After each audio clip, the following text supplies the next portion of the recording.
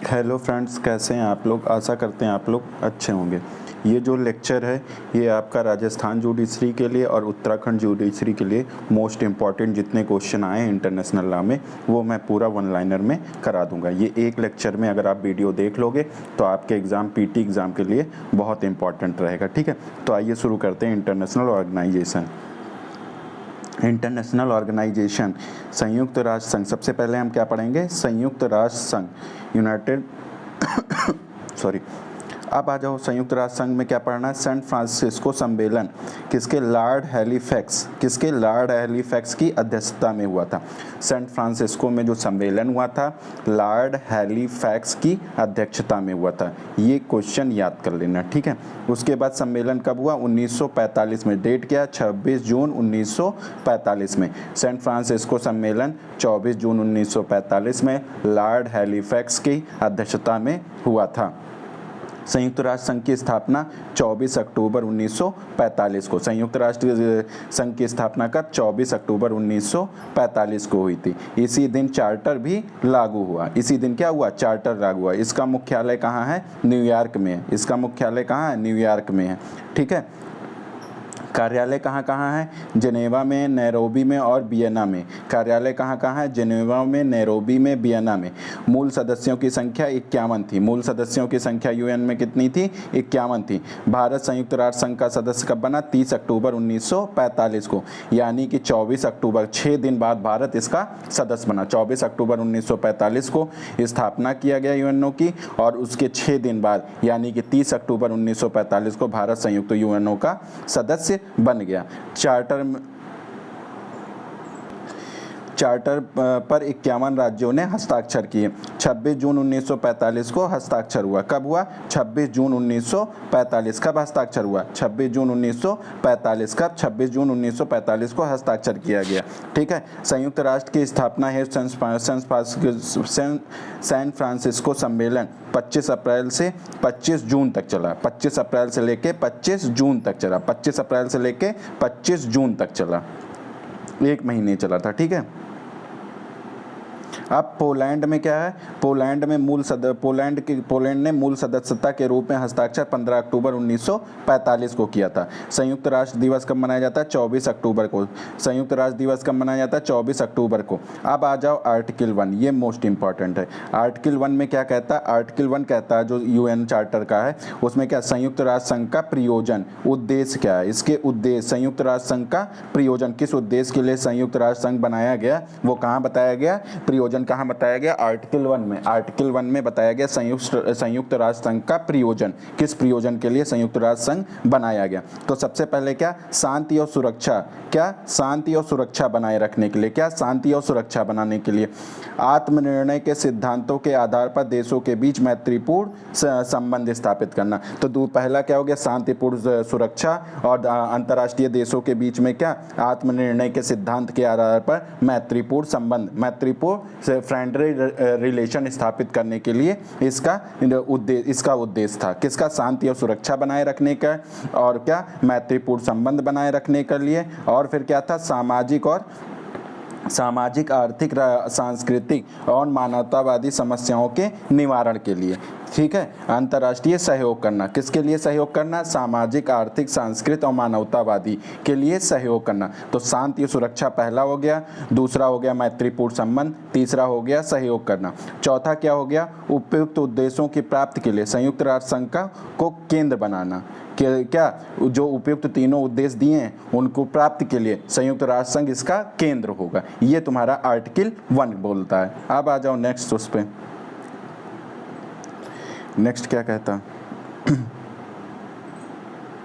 Article 2 में क्या चीज़ बताई गई है? आर्टिकल 2 में सिद्धांत बताए गए। आर्टिकल 2 में क्या बताया गया? सिद्धांत बताए गए। आर्टिकल 3 में क्या बताया गया? मौलिक सदस्य कौन कौन थे संयुक्त राष्ट्र के? मौलिक सदस्य। तो पहले में प्रयोजन, दूसरे में सिद्धांत, तीसरे में मौलिक सदस्य। चौथे में क्या बताया गया है? कि नए राज्यों को संयुक्त राष्ट्र संघ का सदस्य बनाना। तो क्वेश्चन पूछेगा किस आर्टिकल के तहत नए राज्यों को संयुक्त राष्ट्र संघ का सदस्य बनाया जाता है? तो आर्टिकल 4 के तहत। किसके तहत? आर्टिकल 4 के तहत। अब आ जाओ नेक्स्ट क्वेश्चन।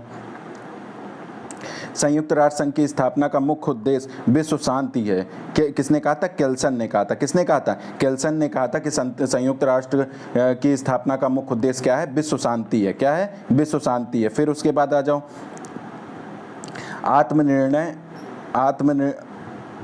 आत्मनिर्णय का अधिकार सामूहिक एवं व्यक्तिगत दोनों मानव अधिकार हैं। जो आत्मनिर्णय का अधिकार है वो सामूहिक रूप से भी हो सकता है और व्यक्तिगत दोनों मानव अधिकार है। इसका उल्लेख संयुक्त राष्ट्र के चार्टर किसके कि आर्टिकल 1(2) में तथा आर्टिकल 55 और 56 में क्या है? आत्मनिर्णय का अधिकार कहाँ कहाँ दिया गया? 1 के आर्टिकल 2 में दिया गया है, आर्टिकल 55 में, आर्टिकल 56 में। तो आत्मनिर्णय का अधिकार कहाँ दिया गया? आर्टिकल 1 में, आर्टिकल 1 के क्लास 2 में, आर्टिकल 55 में और आर्टिकल 56 में। फिर आ जाओ नेक्स्ट क्वेश्चन, आ जाओ नेक्स्ट क्वेश्चन कहता है कि संयुक्त राष्ट्र संघ के क्या चार्टर के आर्टिकल 1 में वर्णित उद्देश्यों की प्राप्ति के लिए चार्टर के आर्टिकल 2 में जो 7 सिद्धांतों का उल्लेख किया गया, इन 7 सिद्धांतों में पहले 5 सिद्धांत यूएनओ के सभी सदस्यों को निर्देशित हैं, जबकि आर्टिकल 2, 6 और 27 में उल्लेखित सिद्धांत संयुक्त राष्ट्र संस्था को निर्देशित हैं।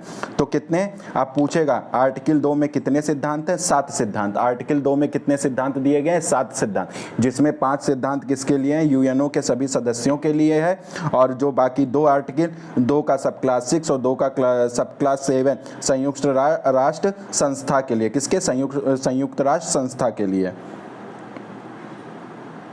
अब आ जाओ, अब उन 7 सिद्धांत कौन कौन से हैं वो देख लिया जाए। 7 सिद्धांत कौन कौन से हैं जो 2 में दिए? आर्टिकल 2 में जो 7 सिद्धांत दिए गए वो क्या है? सबसे पहले संप्रभुता और समानता। सबसे पहला सिद्धांत क्या है? संप्रभुता और समानता। सबसे पहला सिद्धांत संप्रभुता और समानता है। दूसरा क्या है? गुड फेथ, सद्भाव में अपने उत्तरदायित्वों को, गुड फेथ में अपने उत्तरदायित्वों को पूरा सदस्यों द्वारा सद्भाव से अपने उत्तरदायित्वों को पूरा करना चाहिए। अंतर्राष्ट्रीय विवादों को शांतिपूर्ण ढंग से, तो शांतिपूर्ण ढंग कहाँ है? आर्टिकल 2 के सब क्लास 3 में। आर्टिकल 2 के सब क्लास, ये सब क्लास के वाइज पूछता है, इसी वजह से मैंने लिख दिया। आर्टिकल 2 के सब क्लास 1 में क्या है? संप्रभुता और समानता, और आर्टिकल 2 में क्या है? सद्भाव से, सभी सदस्यों को सद्भाव से अपने उत्तरदायित्वों को पूरा करना चाहिए। आर्टिकल 3 में क्या है तुम्हारा? शांतिपूर्ण ढंग से विवादों को हल करना चाहिए। आर्टिकल 4 में तुम्हारा क्या है? मतलब आर्टिकल 2 के सब क्लास 4 में क्या है? जो सदस्य राज्यों द्वारा पारस्परिक क्षेत्रीय अखंडता और स्वतंत्रता में हस्तक्षेप नहीं करना। अखंडता और जो देशों की अखंडता और स्वतंत्रता, उसमें हस्तक्षेप नहीं किया जाएगा। क्या है? जो देशों की, जो अन्य देशों की क्या स्वतंत्रता है और अखंडता है, तो उसमें हस्तक्षेप नहीं किया जाएगा। ये कहाँ बताया गया है? 2 के सब क्लास 4 में। अब आ जाओ 2 के सब क्लास 5 में क्या बताया गया? सभी सदस्यों द्वारा संयुक्त राष्ट्र संघ को सामूहिक कार्यों हेतु सहायता देगा। क्या देगा? सहायता देना। तो 2 के सब क्लास 5 में क्या है? सहायता देना। 2 के सब क्लास 5 में क्या है? सहायता देना। सभी सदस्य क्या? यूएनओ की सहायता करेंगे, यूएनओ की सामूहिक कार्रवाई करने हेतु सहायता करेंगे। ये कहाँ बताया गया? 2 के क्लास 5 में बताया गया। फिर आ जाओ 2 के क्लास 6 में क्या बताया गया? गैर सदस्य राज्यों का चार्टर के अनुसार कार्य करना। गैर सदस्यों का क्या? राज्यों का चार्टर के अनुसार कार्य करना। फिर 2(7) में क्या दिया गया? क्या गैर सदस्यों का क्या? चार्टर के अनुसार, जो सदस्य हैं वो क्या? चार्टर के अनुसार कार्य करेंगे। और 2(7) में क्या दिया गया? संयुक्त राष्ट्र द्वारा राज्यों के घरेलू क्षेत्राधिकार में हस्तक्षेप ना करना। तो अब ये संस्थाओं के लिए 2(6) और 2(7) किसके? संस्थाओं के लिए, कि जो सदस्य होंगे, गैर सदस्य होंगे, वो चार्टर के अनुसार कार्य करेंगे। जो उसके सदस्य नहीं होंगे वो चार्टर के अनुसार कार्य करेंगे। और जो संयुक्त राष्ट्र द्वारा राज्यों के घरेलू क्षेत्राधिकार में हस्तक्षेप नहीं, ये वाला क्वेश्चन पूछा है तो ये इंपॉर्टेंट लगा लेना इतना, ठीक है। तो इस तरह तुम्हारा 2(7) भी आर्टिकल खत्म हो गया। अब आ जाओ नेक्स्ट।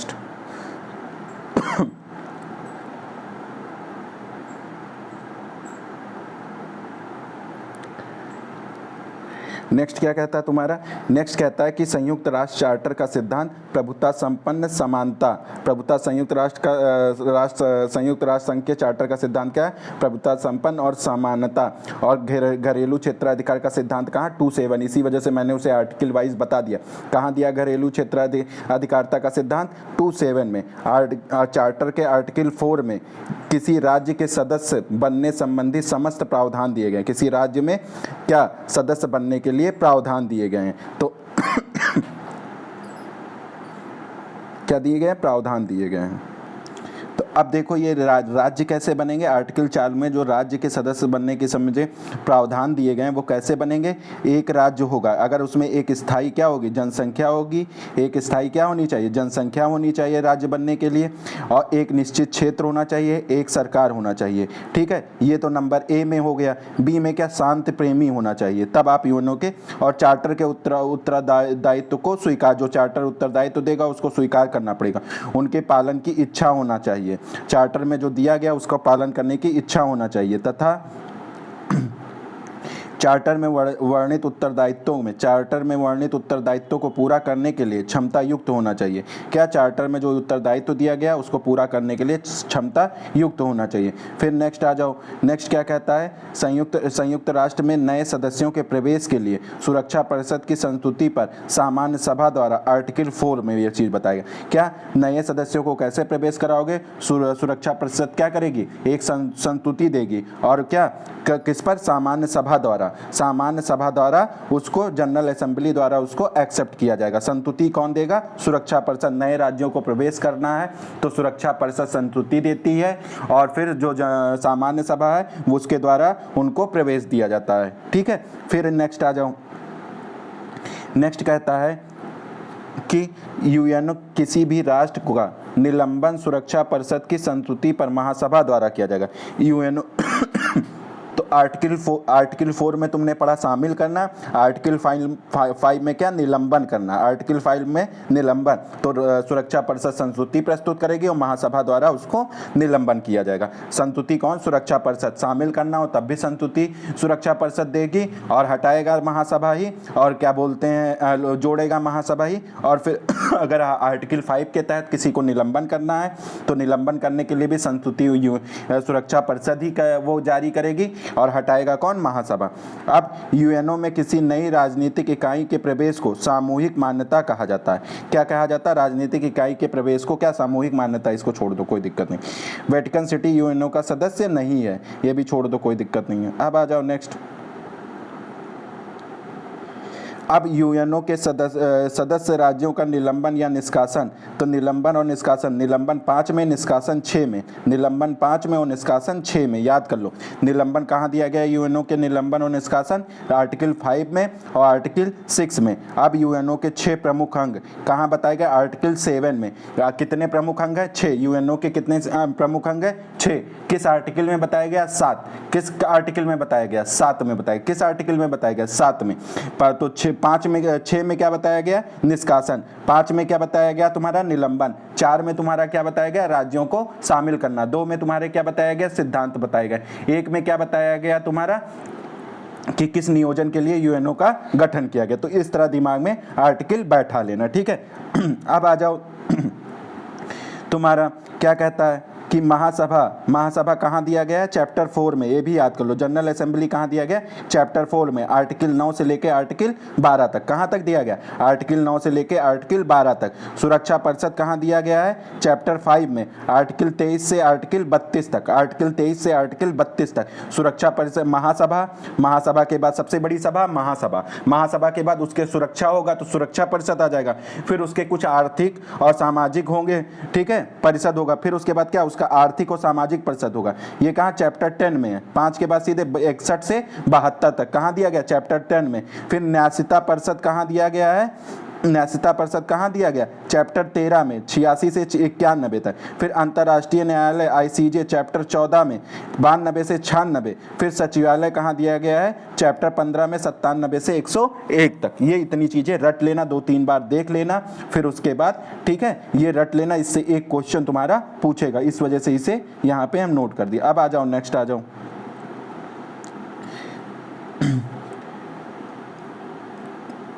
नेक्स्ट क्या कहता है कि संयुक्त राष्ट्र बाल निधि संयुक्त राष्ट्र या विशिष्ट अभिकरण नहीं है, जबकि बर्न संधि के फलस्वरूप 1978 ईस्वी में स्थापित किया गया था। विश्व डाक संघ मॉन्ट्रियल कनाडा में स्थापित किया गया। अंतर्राष्ट्रीय नागरिक सिविल उड्डयन संघ तथा यह जुलाई 1956 में स्थापित किया गया। अंतर्राष्ट्रीय वित्त निगम संयुक्त राष्ट्रीय संघ के विशिष्ट अभिकरण है। 11 दिसंबर 1946 को स्थापित संयुक्त राष्ट्र अंतर्राष्ट्रीय बाल आयात निधि संयुक्त राष्ट्र संघ के विशिष्ट अभिकरण है, ना कि संयुक्त राष्ट्र बाल संघ निधि, इसमें नहीं है। ठीक है, तो ये इतनी चीजें हो गई। अब नेक्स्ट आ जाओ। नेक्स्ट क्या कहता है, संयुक्त राष्ट्र मानव अधिकार काउंसिल जेनेवा नगर में स्थित है। संयुक्त राष्ट्र का मानव अधिकार काउंसिल कहाँ, जेनेवा नगर में स्थित है। संयुक्त राष्ट्र में मानव अधिकार परिषद आर्थिक और सामाजिक परिषद का सहायक अंग है। क्या है, मानव अधिकार परिषद किसका, आर्थिक, ये पूछेगा, आर्थिक और सामाजिक परिषद का क्या है, सहायक अंग है। तो मानव अधिकार परिषद किसका सहायक अंग है, आर्थिक और सामाजिक परिषद का सहायक अंग है। नेक्स्ट आ जाओ। फिर आ जाओ महासभा। अब क्या पढ़ना, महासभा पढ़ना, चैप्टर 4। क्या पढ़ना, चैप्टर 4, 9 से लेके कितने तक, 22 तक, 9 से लेके तुम्हारा 22 तक। कहाँ दिया गया है, महासभा के बारे में। कौन से चैप्टर में, चैप्टर 4 में। चैप्टर 4 में क्या दिया गया, जनरल असेंबली दिया गया, महासभा दिया गया। तो जनरल असेंबली कहाँ से कहाँ तक है, सेक्शन 9 से लेके 22 तक। ये याद कर लेना, दिमाग में बैठा लेना। फिर आ जाओ, संयुक्त राष्ट्र महासभा का पहला सत्र 10 जनवरी 1946 को 10 जनवरी 1946 को प्रारंभ हुआ था। संयुक्त राष्ट्र संघ का सामान्य सभा का कार्यक्षेत्र क्या है, चार्टर के आर्टिकल 10 से और 17 तक में इनका कार्यक्षेत्र क्या होगा। संयुक्त राष्ट्र महासभा का कार्यक्षेत्र क्या होगा, ये आर्टिकल 10 से लेकर आर्टिकल 17 तक बताया गया। आर्टिकल 10 से लेकर आर्टिकल 17 तक बताया गया। और सामान्य सभा का मुख्य कार्य क्या है, मुख्य कार्य क्या है, मुख्य कार्य निम्नलिखित है। विमर्शकारी कार्य होना चाहिए, पर्यवेक्षण संबंधी होना चाहिए, आर्थिक कार्य होना चाहिए और संवैधानिक कार्य होना चाहिए। क्या क्या इनके प्रमुख कार्य हैं, विमर्श, किसी को विमर्श सलाह दे सकता है, ठीक है, पर्यवेक्षण कर सकता है किसी को, और क्या कर सकता है महासभा, आर्थिक कार्य कर सकता है और संवैधानिक कार्य कर सकता है। तो क्या क्या कर सकता है, विमर्शकारी कार्य कर सकता है, पर्यवेक्षण कर सकता है, आर्थिक कार्य कर सकता है और संवैधानिक कार्य कर सकता है। ये इतनी चीजें हैं। ठीक है, नेक्स्ट आ जाओ। अब निर्वाचन संबंधी कार्य क्या है, पांचवा क्या है, निर्वाचन संबंधी कार्य। तो अब संयुक्त राष्ट्र के चार्टर के आर्टिकल 7 के अनुसार महासभा संयुक्त राष्ट्र संघ के 6 प्रमुख अंगों में से एक है। तो किसमें बताया गया कि 6 अंग हैं, यूएनओ के आर्टिकल 7 में। आर्टिकल 7 में बताया गया 6 अंग है, जिसमें पहला अंग महासभा बताया गया है। महासभा सभी विधायी कार्य संपादित करता है, जबकि सुरक्षा परिषद को कार्यकारी शक्तियां प्राप्त है। एग्जीक्यूटिव पावर किसे प्राप्त है, सुरक्षा परिषद को। एग्जीक्यूटिव पावर किसे प्राप्त है, सुरक्षा परिषद को। और विधायी कार्य किसको, जैसे हमारे यहाँ संसद को जो विधायी बनाने का, कानून बनाने का अधिकार है, वो वर्ड में किसके पास है, महासभा के पास है। किसके पास, महासभा के पास है। महासभा वैधानिक कृत्यों को भी करता है। और महासभा में संयुक्त राष्ट्र के प्रत्येक सदस्य के अधिक से अधिक 5 प्रतिनिधि होते हैं। संयुक्त महासभा में कितने, याद कर लो, महासभा में संयुक्त राष्ट्र के प्रत्येक सदस्य के अधिक से अधिक कितने, 5 प्रतिनिधि होंगे। तो कितने प्रतिनिधि होंगे, जो संयुक्त राष्ट्र में सदस्य होंगे उनके अधिक से अधिक कितने प्रतिनिधि होंगे, 5 प्रतिनिधि। कितने, 5 प्रतिनिधि होंगे। नेक्स्ट आप क्या कहता है, नेक्स्ट कहता है कि महासभा एक विचार विमर्श निकाय है, जिसे संयुक्त राष्ट्र संघ तथा विशिष्ट अभिकरणों के मामलों के संबंध में विचार विमर्श, अन्वेषण, पर्यवेक्षण तथा अवलोकन करने की शक्ति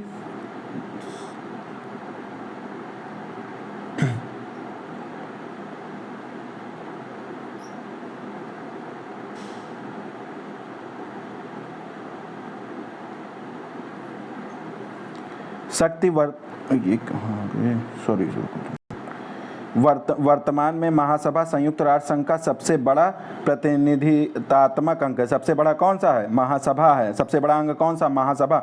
वर्तमान में इसको 193 सदस्य हैं। अब देख लेना, ये मेरा थोड़ा पुराना नोट्स होगा तो हो सकता है बड़े हों, लेकिन वैसे 193 देश हैं। ये एक बार आप चेक कर लेना।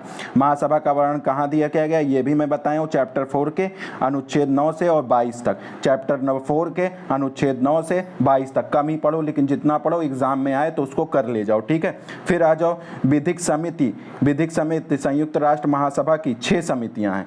विधिक समिति में संयुक्त राष्ट्र महासभा की कितनी, 6 समितियां हैं। ये महासभा के 69वें सत्र में आई। विधिक समिति महासभा के विधिक प्रश्नों के विचार हेतु प्राथमिक अंग है। तो कौन है, विधिक समिति है, क्या विधि के प्रश्नों पर विचार करने के लिए प्रारंभिक मंच है। फिर नेक्स्ट आ जाओ कि अंतर्राष्ट्रीय विधि का प्रगतिशील विकास करना और उसे संहिताबद्ध करने के लिए प्रोत्साहित करने टीकाकार महासभा को कहाँ है, आर्टिकल 13 के क्लाज 1 के सब क्लाज ए में, ये याद कर लो। क्या करना, कोडिफाइड करना, क्या करना, अंतर्राष्ट्रीय विधि को क्या विकास करना तथा उसको कोडिफाइड करने के लिए प्रोत्साहित करने का कार्य कौन करता, महासभा करता। आर्टिकल 13 के क्लाज 1 के सब क्लाज ए में बताया गया।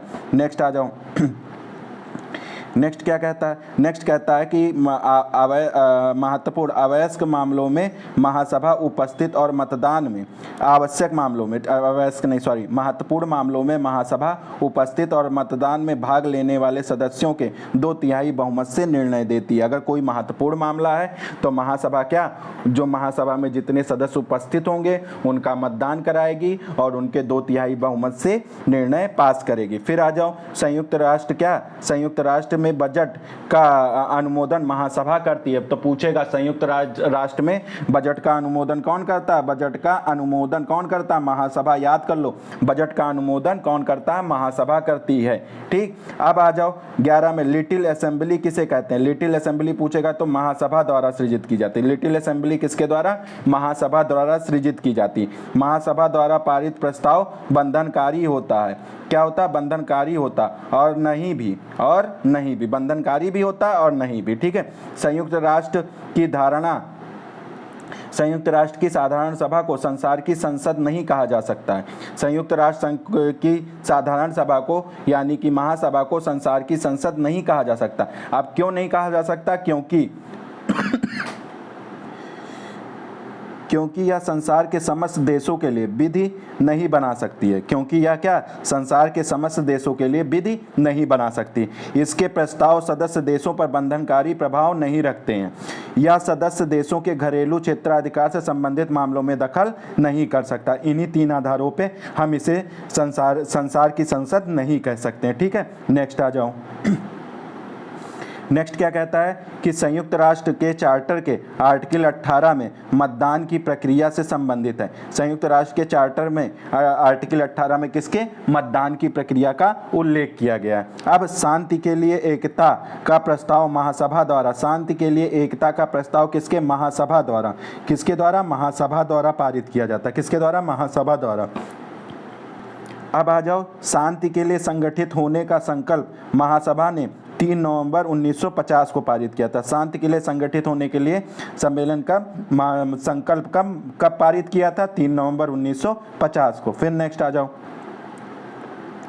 महासभा का शांति के लिए एकता प्रस्ताव की वैधता को अंतर्राष्ट्रीय न्यायालय ने संयुक्त राष्ट्र के कतिपय खर्चों के मामले में वैध बताया। क्या मामला, वैध बताया। अब नेक्स्ट आ जाओ,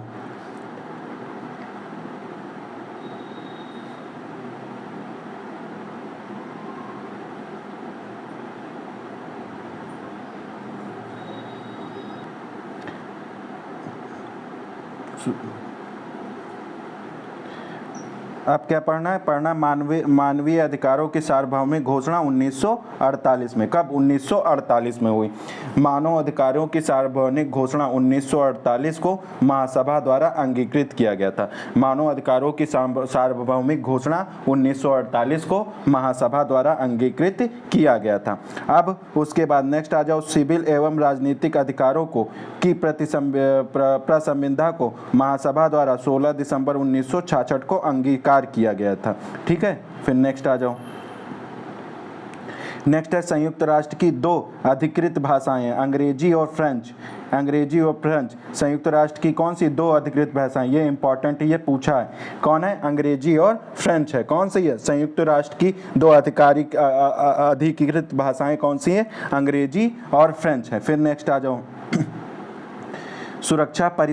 सुरक्षा परिषद को आर्टिकल 23 से 32 तक चैप्टर 5 में, चैप्टर 4 में महासभा था तुम्हारा और चैप्टर 5 में तुम्हारा क्या है, सुरक्षा परिषद। क्या है, सुरक्षा परिषद। वो 9 से 22 था, ये कितना है, ये 23 से 32 है। 23 से उल्टा कर देना, 23 है तो 23 का उल्टा 32 होता है, तो कितना, सुरक्षा परिषद कितना, 23 से 32 चैप्टर 5 में। अब सुरक्षा परिषद में क्या, सुरक्षा परिषद के संगठन से संबंधित उपबंध कहाँ दिए गए, आर्टिकल 23 में। क्या संगठन से संबंधित उपबंध कहाँ दिए गए? आर्टिकल 23 में। आर्टिकल 23 में सुरक्षा परिषद में कितने सदस्य होते हैं? 5 और 10 अस्थायी, और महासभा में 193 सदस्य हैं। तो सब सुरक्षा परिषद में कितने होते हैं? 5 स्थायी होते हैं, परमानेंट मेंबर होते हैं, और 10 अस्थायी होते हैं। अब आ जाओ, अस्थायी सदस्यों का निर्वाचन पूछेगा। अस्थायी सदस्यों का निर्वाचन किसके? महासभा द्वारा होता है। किसके द्वारा? महासभा द्वारा, हर 2 वर्षों पर, ये भी इंपॉर्टेंट, हर 2 वर्षों के लिए किया जाता है। तो अस्थायी सदस्यों का निर्वाचन महासभा द्वारा हर 2 वर्षों पर किया जाता है। ठीक है, ये याद कर लेना। नेक्स्ट आ जाओ।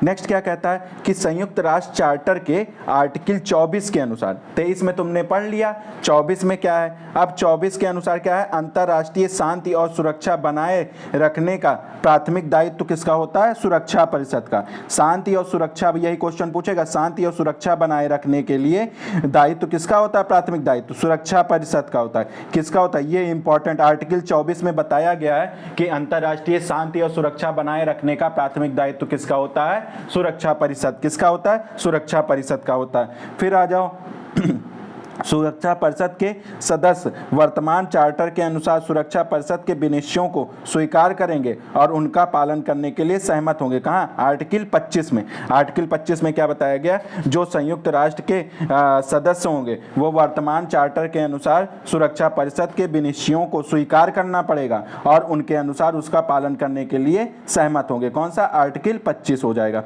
फिर आ जाओ, सुरक्षा परिषद के स्थायी सदस्यों की संख्या सुरक्षा परिषद के संकल्प द्वारा बढ़ाई जा सकती है। तो पूछेगा सुरक्षा परिषद के स्थायी सदस्यों की संख्या सुरक्षा परिषद के संकल्प द्वारा। पहले सुरक्षा परिषद संकल्प पारित करेगा, तभी इसी वजह से भारत स्थायी सदस्य नहीं बन पा रहा, क्योंकि जो सुरक्षा परिषद संकल्प ही नहीं पारित कर पा रही, क्योंकि 5 स्थायी सदस्यों का सहमत होना आवश्यक है, जिसमें एक चाइना सहमत नहीं होता। इसीलिए क्या बताया गया कि सुरक्षा परिषद के स्थायी सदस्यों की संख्या सुरक्षा परिषद के संकल्प द्वारा बढ़ाई जा सकती है। ठीक है, नेक्स्ट आ जाओ। गैर प्रक्रियात्मक मामलों में मतदान के समय किसी स्थायी सदस्य की सुरक्षा परिषद में अनुपस्थिति को मात्र अनुपस्थिति माना जाता है। सुरक्षा परिषद के संदर्भ में या प्रथा या नियम है। ठीक है, शांति को कोई खतरा, शांति भंग अथवा आक्रमण के कृत्य के अस्तित्व का निर्धारण सुरक्षा परिषद द्वारा किया जाता है। ये भी ज़्यादा इंपॉर्टेंट नहीं, इसको भी छोड़ दो। नेक्स्ट आ जाओ।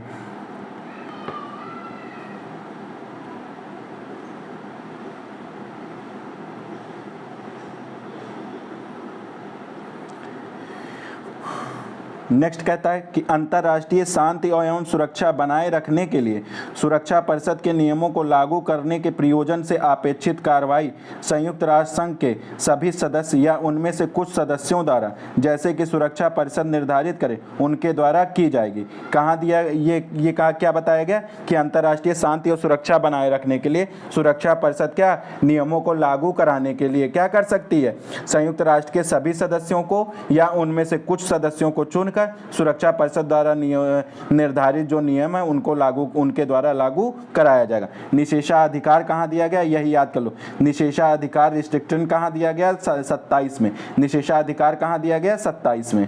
अब आ जाओ नेक्स्ट। नेक्स्ट कहता है यदि वीटो संयुक्त राष्ट्र के सभी सदस्यों की संप्रभुता समानता के सिद्धांत से असंगत है, फिर भी वीटो सुरक्षा परिषद के स्थायी सदस्यों में इसलिए निहित किया गया कि महाशक्तियों में संतुलन बना रहे। अब वीटो का है, वीटो संयुक्त राष्ट्र के सभी सदस्यों के संप्रभु समानता के सिद्धांत से असंगत है, फिर भी क्या होता? वीटो सुरक्षा परिषद के स्थायी सदस्यों में इसलिए निहित किया गया कि महाशक्तियों में संतुलन बना रहे। अंतर्राष्ट्रीय शांति और सुरक्षा के क्षेत्र में संयुक्त राष्ट्र महासभा की शक्ति सिद्धांत सुरक्षा परिषद की शक्ति में गौड़ है। तो कहाँ बताया गया? कहाँ? अंतर्राष्ट्रीय शांति और सुरक्षा के क्षेत्र में संयुक्त राष्ट्र महासभा की शक्तियां सिद्धांत सुरक्षा परिषद की शक्तियों में गौड़ है। कौन कौन सी? आर्टिकल 10, आर्टिकल 11, आर्टिकल 12 और आर्टिकल 25। ठीक है, ये इतना हो जाएगा। अब आ जाओ नेक्स्ट आ जाओ। नेक्स्ट क्या कहता है? कहता है कि एक राज्य दूसरे राज्य पर आक्रमण करता है तो मुख्य जिम्मेदारी सुरक्षा परिषद की होती है। किसकी होती है? सुरक्षा परिषद। जब एक देश दूसरे देश पर हमला करता है तो मुख्य जिम्मेदारी किसकी होती है? सुरक्षा परिषद की होती है। अब आ जाओ नेक्स्ट, क्या कहता है कि प्रक्रिया के मामलों में सुरक्षा परिषद 9 सदस्यों के सकारात्मक मतों के द्वारा निर्णय करती है। प्रक्रिया के मामलों में कितने? सुरक्षा परिषद 9 सदस्यों के सकारात्मक पॉजिटिव मतों से निर्णय करती। कितने? 9। तो यानी कि 5 तुम्हारे स्थायी सदस्य और 4 तुम्हारे अस्थायी सदस्यों की सकारात्मक मतों से ही सुरक्षा परिषद मामलों के निर्णय देती है। नेक्स्ट आ जाओ, किसी राज्य के घरेलू क्षेत्राधिकार में आने वाले सार्वभौमिक मामलों में संयुक्त राष्ट्र हस्तक्षेप नहीं कर सकता।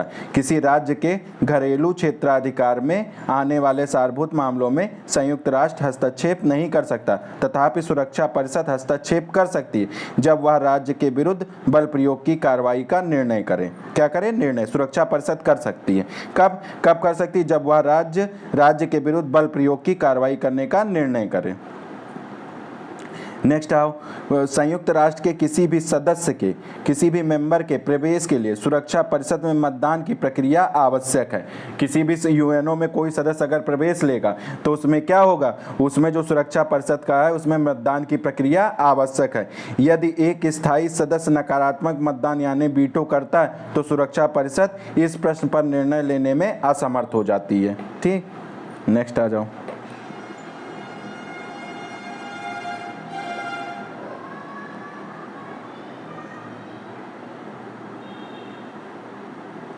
सुरक्षा परिषद का मुख्यालय कहाँ है? न्यूयॉर्क में। कहाँ है? न्यूयॉर्क में।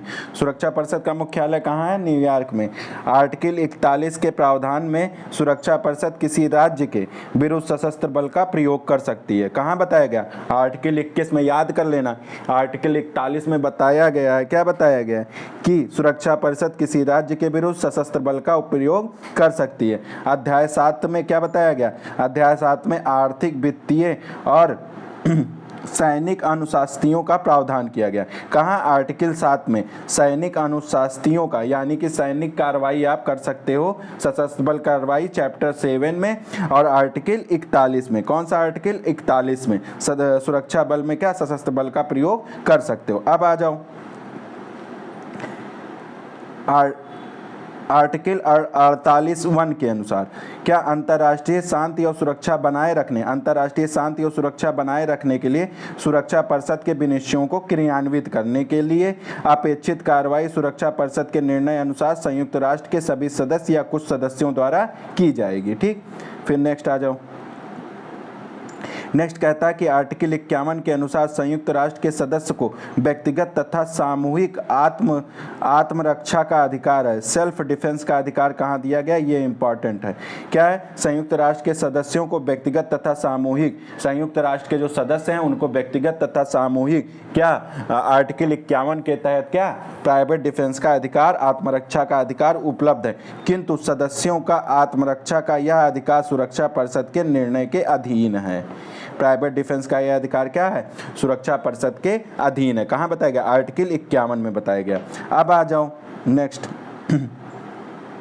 संयुक्त राष्ट्र आर्टिकल 24 के अनुसार संयुक्त राष्ट्र संघ सुरक्षा परिषद की प्राथमिक उत्तरदायित्वों को अंतर्राष्ट्रीय शांति और सुरक्षा को सुनिश्चित करना क्या है? 24 में यह बताया गया है कि सुरक्षा परिषद का प्रमुख उत्तरदायित्व क्या है? कि शांति और सुरक्षा बनाए रखे, सुनिश्चित करे। ये कहाँ बताया गया? 24 में बताया गया। ठीक है, नेक्स्ट आ जाओ।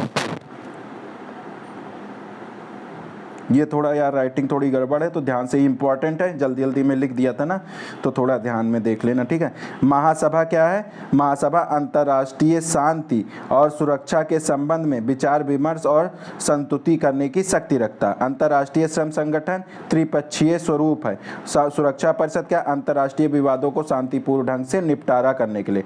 ऐच्छिक खंड के अधीन अंतर्राष्ट्रीय न्यायालय आते हैं।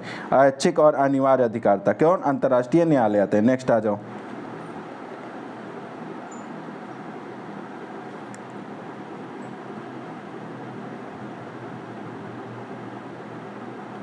अब पढ़ना है तुमको क्या? सामाजिक और सामाजिक विवाद कहाँ दिया गया है? चैप्टर 10 में। ये क्या? परिषद, विवाद नहीं है, परिषद होगा।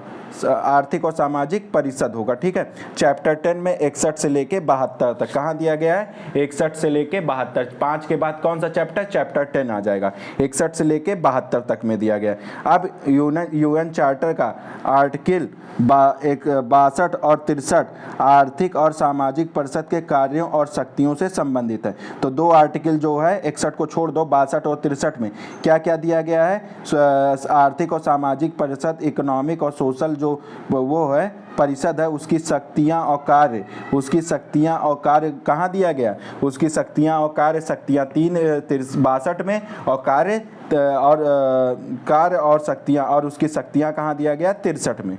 कहाँ दिया गया, 63 में। कार्य कहाँ दिया गया है, 62 में। शक्तियाँ कहाँ दी गई, 63 में।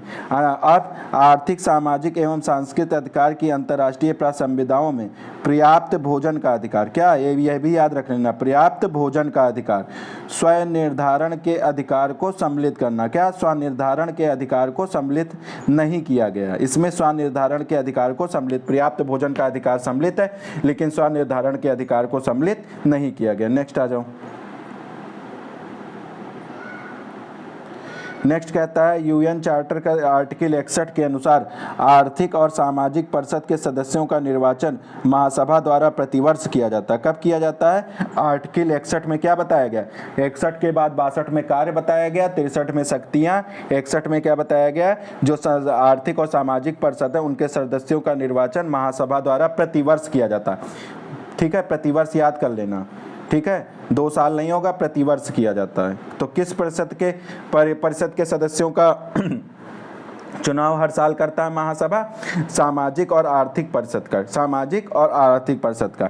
अब आ जाओ, सामाजिक और आर्थिक परिषद में कितने सदस्य होते हैं, 18 होते हैं, 18 होते हैं। तो महासभा में मैंने तुम्हें पढ़ाया था 193, महासभा में तुमको 5 और 10 15 हो गए, इसमें 15 हो गए, और इसमें कितने होते हैं सामाजिक, और उसमें 18 होते हैं। कितने होते हैं, 18 होते हैं, 18 होते हैं प्रतिवर्ष, और संयुक्त राष्ट्र महासभा द्वारा चुने जाते हैं, अर्थात सदस्य संख्या 54 का 1/3। तो 54 का 1/3 है, ठीक है। कितने, 18 सदस्य प्रतिवर्ष, 54, ठीक है। अब आ जाओ यूएन के आर्थिक सामाजिक परिषद में सदस्यों की संख्या यूएन चार्टर में संशोधन करके 2 बार बढ़ाई गई। कितनी, 2 बार बढ़ाई गई। अब आरंभ में इकोनॉमिक और सोशल में कुल 18 थी, आरंभ में कितने थी, 18 थी। वर्तमान समय में इनकी संख्या कितनी है, 54 है। वर्तमान में इनकी संख्या 54 है। वर्तमान में 18 3 गुना बढ़ा दी गई। अब कितनी कर दी गई, 54 कर दी गई। कितनी, 54 कर दी गई। 18 तिहाई 54, 3 गुना बढ़ा दिया गया इकोनॉमी और सोशल उसमें, ठीक है। अब यूएन चार्टर के अनुसार इकोनॉमिक और सोशल परिषद की अधिकारिता के अंतर्गत क्या क्या आते हैं, इकोनॉमिक और सोशल परिषद की अधिकारिता के उनका कहाँ कहाँ जुरिडिक्शन या अधिकारिता होता है। इनके अधिकारिता के अंतर्गत कौन से विषय आते हैं, कन्वेंशन तैयार करना, क्या करना, कन्वेंशन तैयार करके महासभा को प्रस्तुत करना, कन्वेंशन तैयार करके 63 के सब क्लास 3 में कन्वेंशन तैयार करके महासभा को देना, और क्या करना, और करना अंतर्राष्ट्रीय सम्मेलन को बुलाना, अंतर्राष्ट्रीय सम्मेलन को बुलाना भी इकोनॉमिक और सोशली परिषद ही करता है, ठीक है। फिर सबके मानवीय अधिकारों और मौलिक स्वतंत्रताओं के प्रति उदार बढ़ाने के अंग और उनके पालन के लिए सिफारिश करना भी शामिल है 66 के क्लास 1 में। कहाँ, 66 के क्लास, आर्टिकल 66 के क्लास 1 में। नेक्स्ट आ जाओ। नेक्स्ट कहता है यूएन के आर्थिक और सामाजिक परिषद मानव अधिकारों के मूल स्वतंत्रताओं के संबंध में निर्दिष्ट कृत्य सौंपे गए हैं। यह कृत्य यूएन चार्टर के आर्टिकल 62(2) के अधीन दिया गया। कहाँ, आर्टिकल 62(2) के अधीन दिया गया। नेक्स्ट आ जाओ। यूएन चार्टर के आर्टिकल 68 के अधीन आर्थिक और सामाजिक परिषद को मानव अधिकारों की अभिवृद्धि हेतु आयोग गठित करने की शक्ति प्राप्त है। किसके, यूएन चार्टर के आर्टिकल 68 के अधीन क्या होगा, आर्थिक सामाजिक परिषद को मानव अधिकारों की अभिवृद्धि हेतु आयोग गठित करने की शक्ति प्राप्त है। उसके बाद अब आ जाओ, महिलाओं की स्थिति के विषय में तथा इनके उत्थान और सशक्तिकरण हेतु आयोग की स्थापना करना आर्थिक एवं सामाजिक परिषद द्वारा 21 जून 1946 को की गई थी। ये हो गया तुम्हारा। नेक्स्ट आ जाओ।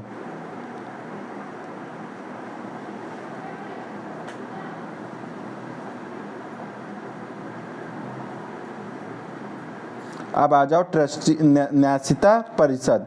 क्या है न्यासिता परिषद? ये कहाँ दिया गया? चैप्टर 13 में 86 से 91। चैप्टर 13 में 86 से लेके 91 तक। अब यूएन चार्टर के अध्याय 3 में क्या है? आर्टिकल 86 से 91 तक में संयुक्त राष्ट्र संघ की न्यायिकता परिषद के बारे में प्रावधान किया गया। यूएन के न्यायिकता परिषद में औपचारिक रूप से अपना संचालन निलंबित कर दिया है। क्या है? अपना संचालन निलंबित। तो पूछेगा कौन से परिषद का संचालन निलंबित है? तो न्यायिकता परिषद का। किसका? न्यायिकता परिषद का संचालन क्या है? निलंबित है। न्यायिकता परिषद का क्या संचालन? निलंबित है। ये याद कर लेना। नेक्स्ट आ जाओ। तो अब देखो ये इंपॉर्टेंट है जो बता रहा हूं। महासभा की संरचना आर्टिकल 9 में कहाँ दिया गया है? आर्टिकल 9 में। सुरक्षा परिषद की संरचना आर्टिकल 23 में। कहाँ? आर्टिकल 23 में। आर्थिक और सामाजिक परिषद की संरचना पूछेगा सब, कहाँ दिया गया? 61 में। और न्यायिकता परिषद की संरचना कहाँ दिया गया? 86 में। कहाँ दिया गया? 86 में। ये एक जगह है, इसमें से एक क्वेश्चन पूछेगा संरचना से, तो ये एक जगह मैंने नोट कर दिया। ठीक है। अब आ जाओ अंतर्राष्ट्रीय न्यायालय। अब क्या पढ़ना है? अंतर्राष्ट्रीय न्यायालय। अंतर्राष्ट्रीय न्यायालय क्या? इंटरनेशनल कोर्ट का आविर्भाव 18 अप्रैल 1946 को हुआ। इसका मुख्यालय द हेग में स्थित है। इसका मुख्यालय कहाँ स्थित है? इंटरनेशनल कोर्ट का मुख्यालय द हेग में स्थित है। कहाँ है? द हेग में स्थित है। अब आ जाओ यूएन चार्टर के जो आर्टिकल 7 में प्रमुख 6 अंग बताए गए हैं, संयुक्त राष्ट्र संघ के प्रमुख 6 अंग हैं, तो उसमें क्या? महासभा है 9 से लेके 22 तक, सुरक्षा परिषद 5 से 23 से लेके 32 तक, आर्थिक और सामाजिक सुरक्षा परिषद 61 से 72 तक, चैप्टर 10 में दिया गया। न्यायिकता परिषद चैप्टर 13 में 86 से 91 तक है।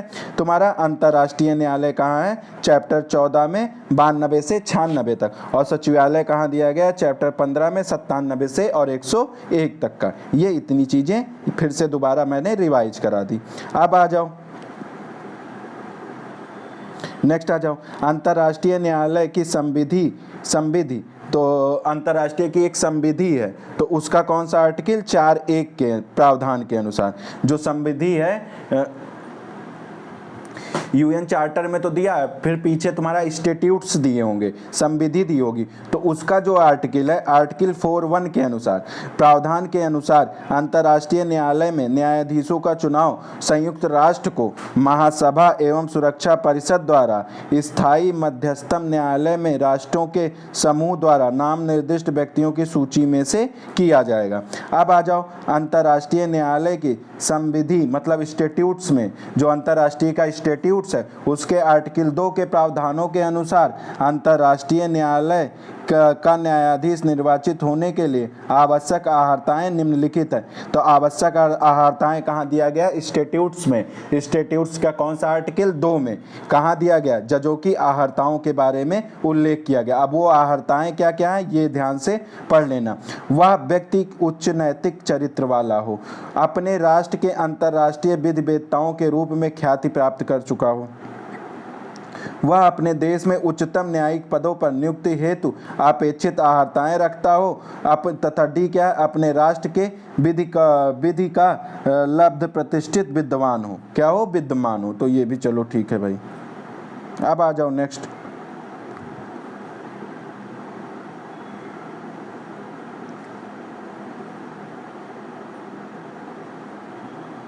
नेक्स्ट क्या कहता है? अंतर्राष्ट्रीय न्यायालय में 15 सदस्य होते हैं। अंतर्राष्ट्रीय न्यायालय में कितने सदस्य होते हैं? 15। उनमें से केवल एक राष्ट्र के हो सकते हैं। 15 होंगे और केवल एक राष्ट्र के हो सकते हैं। ठीक है। अंतर्राष्ट्रीय न्यायालय की जो स्टेट्यूट्स है उसका आर्टिकल 8 के अनुसार अंतर्राष्ट्रीय न्यायालय के न्यायाधीशों का निर्वाचन महासभा एवं सुरक्षा परिषद एक दूसरे के स्वतंत्र रूप से करती है। फिर आ जाओ अंतर्राष्ट्रीय न्यायालय में न्यायाधीशों का कार्यकाल कितना होता है? 9 वर्षों का होता है। ये भी क्वेश्चन इंपॉर्टेंट है, एग्जाम में पूछा हुआ है। फिर नेक्स्ट आ जाओ। अब अंतर्राष्ट्रीय न्यायालय के 1/3 सदस्य प्रति 3 वर्ष में रिटायर होते हैं। कितना कार्यकाल तो अंतर्राष्ट्रीय न्यायालय के न्यायाधीशों का 9 वर्ष होता है, लेकिन अंतर्राष्ट्रीय न्यायालय के 1/3 सदस्य प्रति 3 वर्ष में रिटायर होते हैं। कितने? प्रति 3 वर्ष में रिटायर होते हैं। कितने? 1/3 सदस्य कितने 3 वर्षों में रिटायर होते हैं अंतर्राष्ट्रीय, क्योंकि नए सदस्यों को भी शामिल करना, तो हर 3 साल पे 1/3 सदस्य निकाले जाएंगे। ठीक है, 1/3 मतलब 15 सदस्य, तो 5 जजों को हर तीसरे वर्ष निकाला जाएगा। ठीक है, अब आ जाओ अंतर्राष्ट्रीय न्यायालय की संविधि का, स्टैट्यूट्स का आर्टिकल 3.1 के अनुसार अंतर्राष्ट्रीय न्यायालय में कुल 15 न्यायाधीश होंगे और अंतर्राष्ट्रीय न्यायालय की संविधि का आर्टिकल 25.3 के अनुसार न्यायालय गठित करने के लिए 9 न्यायाधीशों का कोरम आवश्यक है। तो 9 साल के लिए होते हैं और 9 साल के लिए होते हैं, और कोरम पूरा करने के लिए भी 9 न्यायाधीशों की, वैसे तो 15 होने चाहिए, लेकिन कोरम का उल्लेख कहाँ किया गया? 25 के क्लास 3 में। कितने? 9 सदस्य भी कोरम, 9 सदस्यों के पूर्ति होने पर भी कोर्ट चल सकता है। ठीक है, नेक्स्ट आ जाओ। नेक्स्ट क्या है? किसी सदस्य को तभी पदच्युत किया जा सकता है जब अन्य सदस्यों की राय में वह सदस्य हेतु अपेक्षित शर्तें पूरा नहीं कर सकता और सदस्य की पद सूचना रजिस्ट्रार द्वारा महासचिव को दी जाएगी। रजिस्ट्रार द्वारा सूचना किसके द्वारा? जब पदच्युत, ये क्वेश्चन पूछा हुआ है, इंपॉर्टेंट है।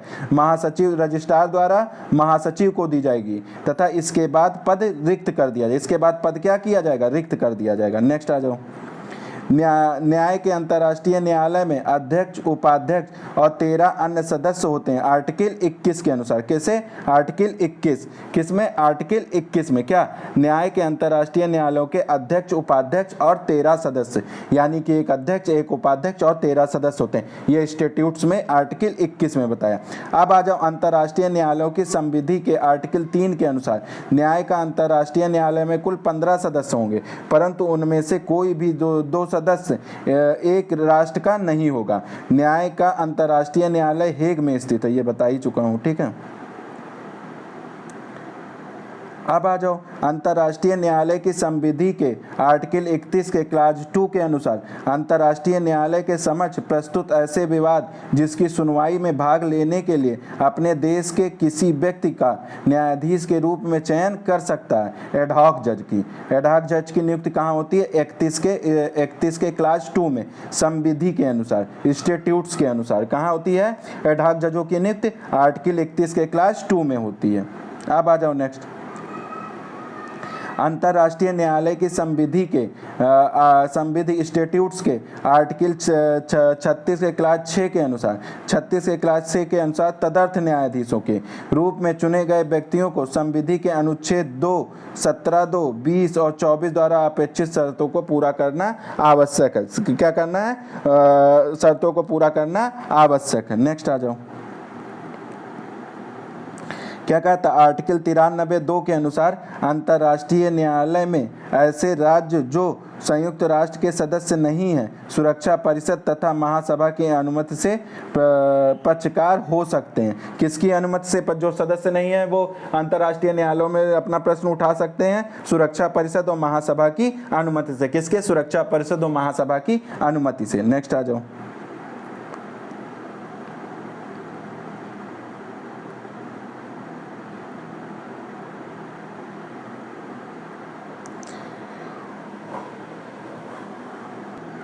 अब क्या कहता है? नेक्स्ट, अंतर्राष्ट्रीय न्यायालय के स्टैट्यूट्स के यानी कि संविधि के अनुच्छेद 36 के पैरा 2 में वैकल्पिक खंड का संबंध अनिवार्य क्षेत्राधिकार से। किससे है? अनिवार्य क्षेत्र। थोड़ा ब्लर हो गया, ठीक है, तो मैं पढ़ दे रहा हूँ, ध्यान से सुन लेना, ठीक है, ब्लर हो गया। जब ये सब क्वेश्चन इंपॉर्टेंट, जब अंतर्राष्ट्रीय न्यायालय की अधिकारिता के संबंध में विवाद क्या होता है? उत्पन्न होता है तो प्रश्न को स्वयं न्यायालय द्वारा ही विनिश्चय किया जाएगा। अंतर्राष्ट्रीय न्यायालय का प्रथम स्रोत अभिसमय है। क्या है? प्रथम स्रोत अभिसमय है। नेक्स्ट क्या है? अंतर्राष्ट्रीय न्यायालय की संविधि अनुच्छेद 38 के 1 में प्रथम स्रोत के रूप में अंतर्राष्ट्रीय अभिसमय का उल्लेख किया गया। किसने अंतर्राष्ट्रीय अभिसमय का उल्लेख किया है? 38 में प्रथाओं का, 38 में सभ्य राष्ट्रों द्वारा मान्यता प्राप्त विधियों को सामान्य सिद्धांत, 38 में भास्करों को मत एवं न्यायिक निर्णय दिया गया है और विभिन्न राष्ट्रों के अति उच्च अर्हता वाले विधिवेत्ताओं की उन्मुक्तियां भी दी गई हैं। फिर आ जाओ नेक्स्ट, सभ्य राष्ट्रों द्वारा स्वीकृति विधि को सामान्य नियम न्यायालय की संविधि के अनुच्छेद 38 में दिया गया। कहाँ दिया गया? संविधि के अनुच्छेद 38 में दिया गया। सभ्य राष्ट्रों द्वारा मान्यता प्राप्त विधि के सामान्य सिद्धांत से अभिप्राय है कि जो नियम जो अधिकतर राज्यों द्वारा अपनी राष्ट्रीय विधि में स्वीकार किए गए हों। फिर नेक्स्ट आ जाओ, अंतर्राष्ट्रीय न्यायालय विधि के नियमों का आवरण करने के लिए न्यायिक विनिश्चय, विधि का आवरण कौन? न्यायिक विनिश्चय करता है। नेक्स्ट आ जाओ, अंतर्राष्ट्रीय न्यायालय की संविधि अनुच्छेद 38(2) के अंतर्गत न्यायालय किसी वाद या निर्णय को साम्य और न्याय के आधार पर दे सकता है।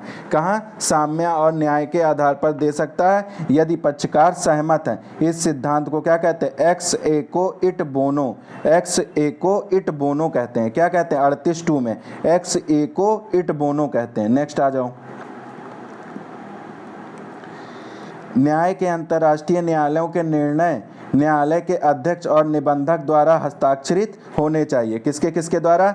अंतर्राष्ट्रीय न्यायालय अध्यक्ष द्वारा और निबंधक द्वारा हस्ताक्षरित होने चाहिए। दो लोगों के द्वारा अंतर्राष्ट्रीय न्यायालय के निर्णय हस्ताक्षरित होने चाहिए।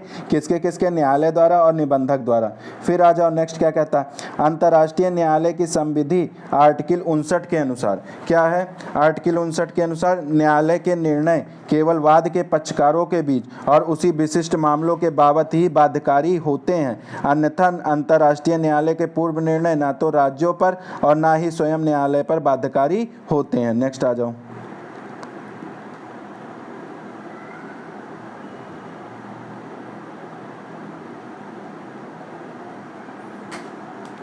अंतर्राष्ट्रीय न्यायालय के निर्णय न्यायालय के सभापति व रजिस्ट्रार के हस्ताक्षर होने चाहिए। अंतर्राष्ट्रीय किस पे?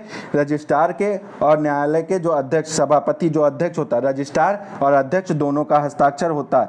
एक राज्य जो संयुक्त राष्ट्र संघ का सदस्य नहीं है न्यायालय के संविधान का पक्षकार सुरक्षा परिषद की सिफारिश पर और महासभा द्वारा प्रत्येक मामले में औदार्य शर्तों पर बन सकता है, जैसा प्रावधान UN चार्टर के 93 में दिया गया।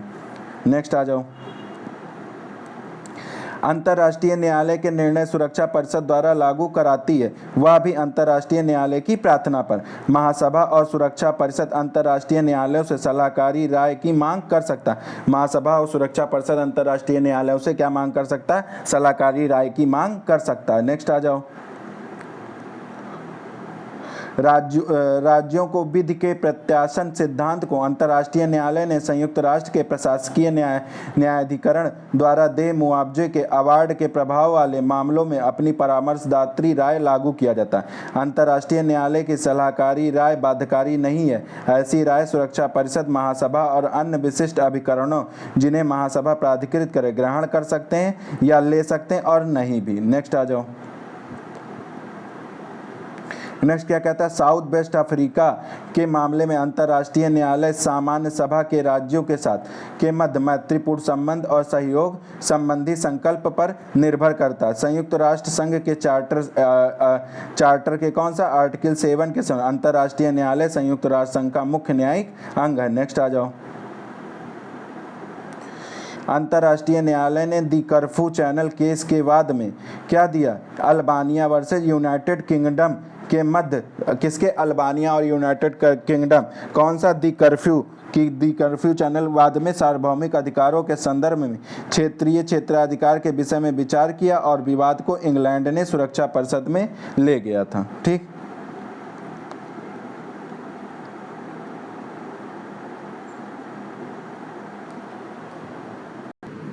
अब नेक्स्ट क्वेश्चन आ जाओ, क्या कहता है कि अंतर्राष्ट्रीय न्यायालय ने निगमित व्यक्तियों के सिद्धांतों में, किसके निगमित व्यक्तियों,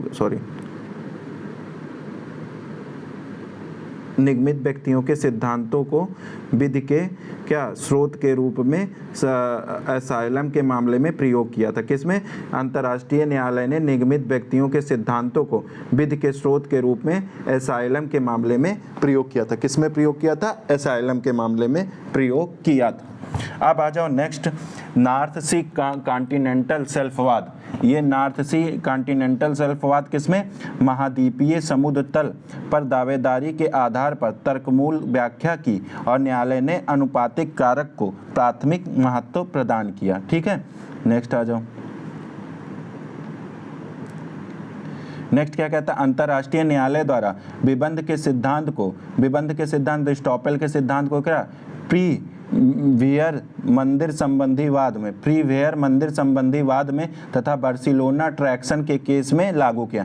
तो स्टॉपेल का सिद्धांत कहाँ लागू, किस केस में लागू किया गया था? प्री वेयर मंदिर के केस में और बार्सिलोना ट्रैक्शन केस में लागू किया गया था। नेक्स्ट आ जाओ। नेक्स्ट क्या कहता है कि अंतर्राष्ट्रीय प्रथा एवं अंतर्राष्ट्रीय रूढ़ियों के संबंध में, अंतर्राष्ट्रीय प्रथा और रूढ़ियों के संबंध में प्रथम वाद पॉकेट हवाना, कौन सा? पॉकेट हवाना का वाद है जो सन 1900 में निर्णित हुआ था, जबकि लोटस वाद 1927 में, कब? 1927 में निर्णित हुआ था। कच्छ का रण का विवाद अंतर्राष्ट्रीय मध्यस्थम न्यायाधिकरण द्वारा निपटाया गया था। नेक्स्ट आ जाओ। West Rand Central Gold Mining Company Limited versus R का वाद अंतर्राष्ट्रीय विधि के स्रोत के रूप में रूढ़ि प्रथा की मान्यता से संबंधित है।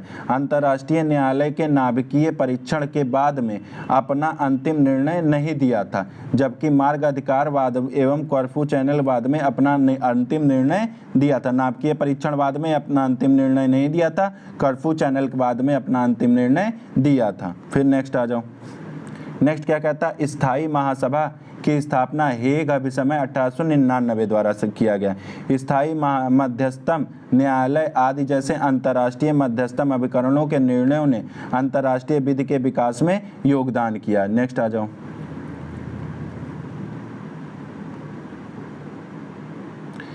अब नेक्स्ट क्या कहता है? इसको थोड़ा और बड़ा कर लेते हैं। नेक्स्ट कहता है कि संयुक्त राष्ट्र के अंतर्राष्ट्रीय न्यायालयों की सदस्य संख्या में संयुक्त राष्ट्र की स्थापना के बाद कोई परिवर्तन नहीं हुआ। अंतर्राष्ट्रीय न्यायालय की प्रथम महिला न्यायाधीश रोजलिन, कौन थी? रोजलिन थी और रोजलिन हिंगिस बनी तथा भारत की प्रथम न्यायाधीश कौन बने? बेनेगल राव। प्रथम न्यायाधीश पूछेगा न्यायाधीश तो बेनेगल राव को मारना 1952 में बने। और फिर उसके बाद अगर पूछेगा प्रथम अध्यक्ष कौन बना अंतर्राष्ट्रीय न्यायालय का? अध्यक्ष पूछेगा, अध्यक्ष कौन पूछेगा? अध्यक्ष तो जस्टिस नागेंद्र सिंह बने थे। ठीक है, परंतु प्रथम भारतीय न्यायाधीश पूछेगा तो बेनेगल नरसिंह राव थे। कौन थे? बेनेगल नरसिंह राव थे। ये कभी अध्यक्ष नहीं बने, ये केवल न्यायाधीश थे। बेनेगल नरसिंह राव केवल न्यायाधीश थे और प्रथम भारतीय अध्यक्ष जस्टिस नागेंद्र सिंह थे। ठीक है, अब आ जाओ नेक्स्ट।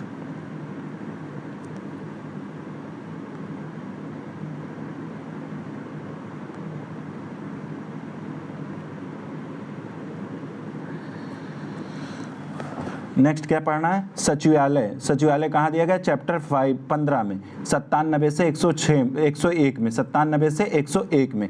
तो संयुक्त राष्ट्र महासचिव है, महासचिवालय, संयुक्त राष्ट्र का महासचिवालय संयुक्त राष्ट्र का मुख्य प्रशासनिक अधिकारी होता है। महासचिव जो कौन होता है? सचिवालय में जो बैठता है तो कौन? महासचिव है। वो कहाँ? मुख्य प्रशासनिक अधिकारी होता है। मुख्य प्रशासनिक एडमिनिस्ट्रेटिव ऑफिसर कौन होता है? महासचिव होता है। कौन होता है? एडमिनिस्ट्रेटिव ऑफिसर कौन होता है? महासचिव होता है। संयुक्त राष्ट्र का सचिवालय व्यक्तियों द्वारा गठित होता है, ना कि राज्यों से। कैसे? व्यक्तियों द्वारा। सचिवालय का गठन व्यक्तियों द्वारा होता है, ना कि राज्यों का। ये इंपॉर्टेंट है, याद कर लेना। संयुक्त राष्ट्र संघ का महासचिव सुरक्षा परिषद की सिफारिश पर महासचिव कैसे नियुक्त होता है? सुरक्षा परिषद सिफारिश करेगा, सुरक्षा परिषद सिफारिश करेगा और महासभा द्वारा नियुक्त किया जाएगा। महासभा द्वारा नियुक्त किया जाएगा। तो कैसे? सिफारिश कौन करेगा? सुरक्षा पर सिफारिश कौन? सुरक्षा परिषद। महासभा नियुक्ति, महासभा क्या करेगी? नियुक्त करेगी। सुरक्षा परिषद सिफारिश करेगी, महासभा नियुक्त करेगी। अब आ जाओ महासचिव का 5 वर्षीय पदावधि संयुक्त राष्ट्र महासभा के संकल्प द्वारा तो कितने साल के? 5 साल के लिए। कितने? 5 साल के लिए नियुक्त किए जाते हैं। ठीक है, नेक्स्ट आ जाओ। संयुक्त राष्ट्र महासचिव की नियुक्ति वास्तविक शक्तियां महासभा द्वारा सुरक्षा परिषद में निहित है। कहाँ? सुरक्षा परिषद में है। संयुक्त राष्ट्र के महासचिव की नियुक्ति की वास्तविक शक्ति महासभा और सुरक्षा परिषद में। महासचिव की वास्तविक शक्ति कहाँ? महासभा और सुरक्षा परिषद में, क्योंकि सुरक्षा परिषद क्या करता है? मेरे 2 मिनट रुकना। तो अब सुरक्षा परिषद क्या करता है? सुरक्षा परिषद तुम्हारा सिफारिश करता है, महासभा उसमें महासभा नियुक्त करता है। ठीक है, अब आ जाओ उसके बाद संयुक्त राष्ट्र के पहले महासचिव कौन थे? ट्रागवे ली थे। ट्रागवे ली थे, नॉर्वे के थे। ट्रागवे ली थे, ये याद कर लें। 2 फरवरी 1944 से 10 नवंबर 1952 थे। तो बुतरस घाली ये क्या? सबसे कम अवधि के लिए संयुक्त राष्ट्र के सचिव थे। अब ये सचिव नया वाला तुम देख लेना कौन है, इसको मैं छोड़ दे रहा हूँ। शांति निर्माण के आयोग के विचार कोफी अन्नान का था। संयुक्त राष्ट्र अमेरिका ने संयुक्त राष्ट्र महासचिव के स्थान पर ट्रावाका की स्थापना की थी। अब आ जाओ अन्य में क्या क्या चीज़ें पढ़ना है वो देख लिया जाए। संयुक्त राष्ट्र संघ को अपने सदस्य राष्ट्रों के क्षेत्र को उन्मुक्तियाँ कुछ छूट दी गई हैं। क्या दी गई? कुछ उन्मुक्तियाँ दी गई हैं। उन्मुक्तियाँ एवं विशेषाधिकार चार्टर के अनुच्छेद 105 में दिया गया। उन्मुक्तियाँ और विशेषाधिकार 105 में, उन्मुक्तियाँ और विशेषाधिकार कहाँ दिया? 105 में दिया गया। 1899 में अंतर्राष्ट्रीय विवादों को शांतिपूर्ण निपटारे का प्रथम अंतर्राष्ट्रीय अभिसमय अंगीकार किया गया था। 1899 में अंतर्राष्ट्रीय विवादों को शांतिपूर्ण निपटारे का प्रथम अंतर्राष्ट्रीय अभिसमय किया गया था। अंतर्राष्ट्रीय मानव अधिकार दिवस 10 दिसंबर को मनाया जाता है। वर्ष 2013 में संयुक्त राष्ट्र महासभा ने जल आयोग का अंतर्राष्ट्रीय वर्ष घोषित किया। नेक्स्ट आ जाओ। नेक्स्ट कहता है संयुक्त राष्ट्र के सदस्य राज्यों में से दिनांक 18 नवंबर 2011 को लीबिया राज्य को संयुक्त राष्ट्र मानव अधिकार परिषद ने पुनः सम्मिलित करने हेतु वोट किया। नेक्स्ट आ जाओ।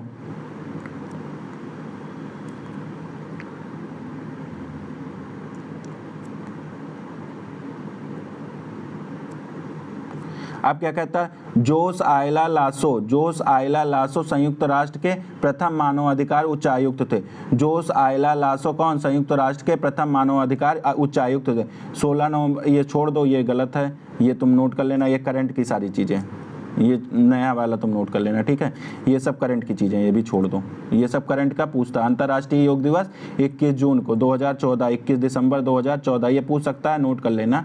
ठीक है, ये सब करंट की चीज़ें हैं, ये छोड़ दो। करंट की चीज़ें पूछा था। ठीक है, हाँ, ये याद कर लेना। 8 दिसंबर 2006 को संयुक्त राष्ट्र महासभा ने पहली बार सर्वसम्मत से वैश्विक आतंकवाद विरोधी रणनीति के लिए संकल्प व संलग्न कार्य योजना अंगीकार किया। फिर नेक्स्ट आ जाओ। संयुक्त राष्ट्र की महासभा द्वारा 1959 को बालक के अधिकारों की घोषणा 1959 में की गई थी। अब आ जाओ संयुक्त राष्ट्र अमेरिका राज्य 19 वर्षों की अनुपस्थिति के बाद 1 अक्टूबर 2003 को पुनः यूनेस्को में शामिल हो गया। ये भी छोड़ दो, ये भी करंट की चीज़ें हैं। यूनिसेफ बच्चों को क्या कल्याण से, यूनिसेफ क्या है? यूनिसेफ बच्चों के कल्याण से संबंधित है। इसका मुख्यालय न्यूयॉर्क में है, जबकि यूनेस्को शिक्षा से संबंधित है। ILO किससे? श्रमिकों से संबंधित है। WTO विश्व व्यापार से संबंधित है। जिनेवा कन्वेंशन में युद्ध बंदियों के प्रति क्रूरता, सामूहिक दंड और उन्हें चिकित्सा एवं अन्य सहायताओं से संबंधित कन्वेंशन है। यूनेस्को का मुख्यालय कहाँ है? पेरिस है। यूनेस्को का मुख्यालय कहाँ है? पेरिस में है। नेक्स्ट आ जाओ। नेक्स्ट कहता है संयुक्त राष्ट्र के शरणार्थी उच्चायुक्त UN high commissioner of refugee UNHCR संगठन शरणार्थियों से संबंधित है। संयुक्त राष्ट्र चार्टर के मानव अधिकारों संबंधी उपबंध सदस्य राज्यों पर मानव अधिकारों का अनुपालन करने हेतु आबद्धकारी बाध्यताएं निरूपित करती है। नेक्स्ट आ जाओ।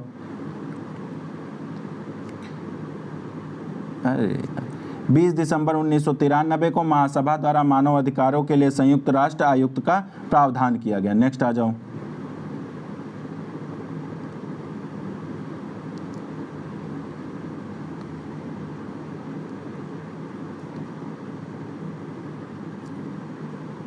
क्या किया गया? मानव अधिकारों के सार्वभौमिक घोषणा पत्र के अंतर्गत, जिसे संयुक्त राष्ट्र की महासभा ने 10 दिसंबर 1948 को ग्रहण किया। मानव अधिकारों की सार्वभौमिक घोषणा पत्र को, मानव अधिकारों की सार्वभौमिक घोषणा पत्र को कब ग्रहण किया महासभा ने? महासभा ने 10 दिसंबर 1948 को ग्रहण किया था तथा व्यक्ति ने कुछ अधिकारों को स्थापित किया गया। अतः व्यक्ति के अधिकारों का हनन होता है तो वह राष्ट्रीय न्यायालय, अंतर्राष्ट्रीय न्यायालय के समक्ष अपने अधिकारों की मांग कर सकता है। नेक्स्ट आ जाओ। मानव अधिकारों पर सार्वभौमिक घोषणा 1948 में यह घोषणा की गई कि किसी भी व्यक्ति को मनमाने रूप से उसकी राष्ट्रीयता से वंचित नहीं किया जाएगा और न ही उसे उसके राष्ट्रीयता के अधिकार से वंचित किया जाएगा। अंतर्राष्ट्रीय विवादों को शांतिपूर्ण समाधान से अनन्य रूप से संबंध रखने वाली घोषणा मनीला घोषणा 1982, मनीला घोषणा। ठीक है।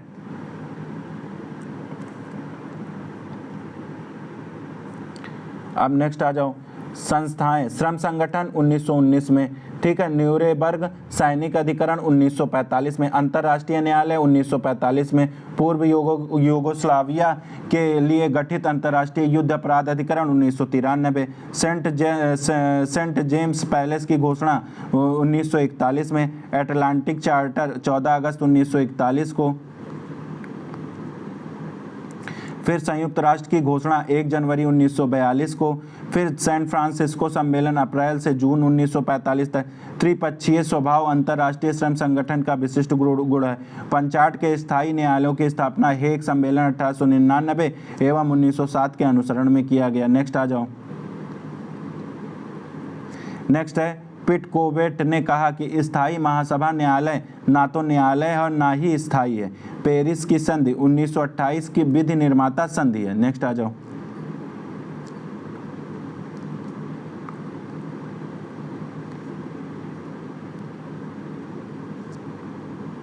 अंतर्राष्ट्रीय आपराधिक न्यायालय, ये पूछ सकता है। अंतर्राष्ट्रीय आपराधिक न्यायालय की स्थापना 2000 में हुई, 2002 में हुई। कब हुई? अंतर्राष्ट्रीय आपराधिक न्यायालय की स्थापना 2002 में हुई। रोम संविधा के अनुच्छेद 5 के अनुसार अंतर्राष्ट्रीय आपराधिक न्यायालय ICC की संविधि में जाति संहार, अपराध, युद्ध का अपराध, आक्रमण का अपराध एवं मानवता के विरुद्ध अपराध सम्मिलित हैं। ICC का संविधान 1 जुलाई 2003 से लागू हुआ। ICC का संविधान कब से लागू हुआ? 1 जुलाई 2003 से लागू हुआ। नेक्स्ट क्या कहता है? ICC द्वारा पहला गिरफ्तारी वारंट क्रिमिनल कोर्ट द्वारा, इंटरनेशनल क्रिमिनल कोर्ट द्वारा पहला गिरफ्तारी वारंट 2005 में LRA के 5 कमांडो के खिलाफ जारी किया गया था। इंटरनेशनल क्रिमिनल कोर्ट में 18 न्यायाधीश होते हैं। क्रिमिनल कोर्ट में कितने होते हैं? 18 होते हैं। कितने होते हैं? 18 होते हैं। उसमें 15 होते थे। ठीक है। इसका भी कहाँ? हेग में ही स्थित है। इंटरनेशनल क्रिमिनल कोर्ट भी हेग में स्थित है। इंटरनेशनल क्रिमिनल कोर्ट की संविधि 1 जुलाई 2002 के दिन अस्तित्व में आई थी और 2003 में लागू हुई थी। ठीक है, ये दिमाग में बैठा लेना। इंटरनेशनल क्रिमिनल कोर्ट के संविधान में 4 कोर अपराधों की संख्या है। लाइबेरिया के 22वें राष्ट्रपति चार्ल्स टेलर को गत वर्ष अप्रैल 2000, ये छोड़ दो, करंट का चीज़ था लेकिन तभी पढ़ लो, हो सकता है। मानवता के विरुद्ध अपराध के लिए संयुक्त राष्ट्र द्वारा समर्पित युद्ध अपराध, बलात्कार और आतंक सृजित अपराधों से संबंधित कुल 11 मामलों में आरोपित किया गया था, जिसमें अधिकांशतः आरोप सही पाए गए। नेक्स्ट, राजनयिक संबंधों को वियना अभिसमय 24 अप्रैल 1961 को प्रभाव में आई। सार्क में 8 देश हैं। सार्क सदस्य कौन कौन? अफगानिस्तान, बांग्लादेश, भूटान, मालदीव, नेपाल, पाकिस्तान और श्रीलंका और भारत हैं। ठीक है, नेक्स्ट आ जाओ। करंट वाला भी कुछ चीज़ें जो पूछता है वो भी मैं जोड़ना पड़ेगा, वो मैं किसी लेक्चर में बना के डाल दूंगा। ठीक है। भारत के संविधान के भाग 4 में निर्देशक तत्वों के अंतर्गत अनुच्छेद 51 अंतर्राष्ट्रीय शांति और सुरक्षा की अभिवृत्ति में वर्णित है। राज्य क्या भारत के अंतर्राष्ट्रीय विवादों को मध्यस्थम द्वारा निपटाने को प्रोत्साहित करेगा। CTBT व्यापार परमाणुीय परीक्षण निषेध निधि के अनुलग्न 2 में यथा सूचीबद्ध 44 राज्य परमाणु क्षमता संपन्न हैं। कितने? 44 राज्य। अब आ जाओ पेरिस घोषणा के 1856 तथा हेग अभिसमय 1907 द्वारा तटस्थता के नियमों को संहिताबद्ध किया गया। 29 नवंबर 2012 की संयुक्त राष्ट्र महासभा ने मतदान कर फिलिस्तीन को गैर सदस्यीय पर्यवेक्षण राज्य घोषित किया था। नेक्स्ट, ऑस्ट्रिया तथा तटस्थकृत राज्य है। अंतर्राष्ट्रीय विधि के अंतर्गत तटस्थ देश का कर्तव्य है कि परिवर्जन करना, निवारण करना, मूक सहमति करना। फिर 24वां चोंग 2015 में 53 सदस्य शामिल थे। भूमध्य सागर के, ये छोड़ दो, ये कोई दिक्कत नहीं, इसको छोड़ दो। फिर नेक्स्ट आ जाओ, ट्रैगो सिद्धांत राज्य उत्तराधिकार से संबंधित नहीं है बल्कि हस्तक्षेप से संबंधित है। निकारागुआ वर्सेस USA का वाद हस्तक्षेप से संबंधित है। फिर डी जूरे बेली एक पेरिस नामक पुस्तक है जिसके लेखक ग्रोसियस थे। डी जूरे बेली कौन है? पुस्तक के लेखक जिसके ग्रोसियस थे। टोबरा एक एस्ट्राटाट, टोबरा एवं एस्ट्राटाट दोनों सिद्धांत राज्य मान्यता से संबंधित हैं। टोबारा। फिर आ जाओ, आखिरी क्वेश्चन है कि संधियों को रूढ़िजन्य या अंतर्राष्ट्रीय विधि का संहिताकरण अंतर्राष्ट्रीय न्यायालय या स्टैट्यूट या संविधि द्वारा किया जाता। तो इस प्रकार जितने भी प्रीवियस ईयर के क्वेश्चन थे, सारे एग्जाम में अंतर्राष्ट्रीय विधि के आए थे, स्पेशली उत्तराखंड और राजस्थान में, वो मैंने तुमको सारे क्वेश्चन करा दिए। ठीक है, मेरी मेहनत कैसी लगी? अगर वीडियो अच्छी लगी तो अपने दोस्तों में शेयर कर दीजिए, जिससे क्या थोड़ा चैनल का ग्रोथ बढ़ जाएगा। तो ठीक है, अगर मेरी मेहनत अच्छी लगी तो ओके, थैंक यू।